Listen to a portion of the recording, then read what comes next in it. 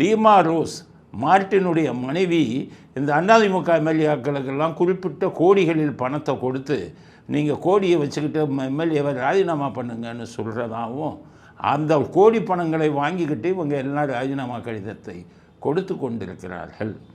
அதனால் குறைந்தது ஒரு 15 எம்எல்ஏக்களை ராஜினாமா செய்ய சொல்லிட்டு 15க்கும் எலெக்ஷன் வச்சு 15லையும் ஜெயிச்சிட்டா மெஜாரிட்டி வந்துடும் அப்படின்னு கணக்கு போடுறதாகவும் செய்தி வந்திருக்கு. சரி, லீமா ரோஸ் ஒரு உங்களுக்கு 5 கோடி கொடுக்குறாங்கன்னு வைங்க, ஒரு எம்எல்ஏக்கு 15 எம்எல்ஏ 75 கோடி கொடுப்பாங்க.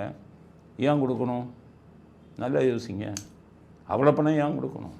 ஆதவர்ஜன் தான் எலெக்ஷன் செலவெல்லாம் செலவு பண்ணியிருக்காருன்னு சொல்கிறாங்க. அவர் 1000 இது கிட்டத்தட்ட ஒரு 100கணக்கான கோடி அந்த வர பணத்தை செலவு பண்ணியிருக்காரு. 1600 கோடியோடு தான் அவர் அரசியலுக்கு வந்தார்.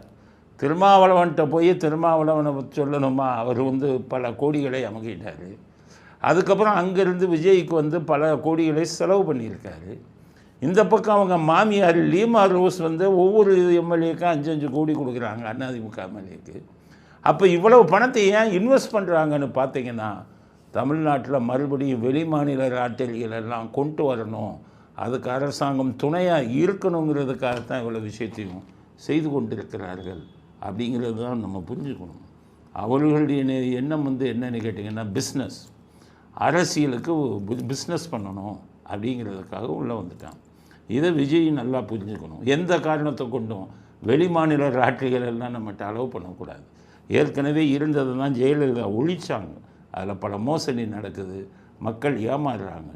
அதனால் அதை உள்ளே கொண்டு வர்றதுக்காகத்தான் ஆதவர்ஜுனும் அவங்க மாமியாரும் பணங்களை கொடுத்து அதிமுக எம்எல்ஏக்களை ராஜினாமா பண்ண வச்சு தேர்தலில் நின்று ஜெயிச்சிடலான்னு கணக்கு போடுறாங்க.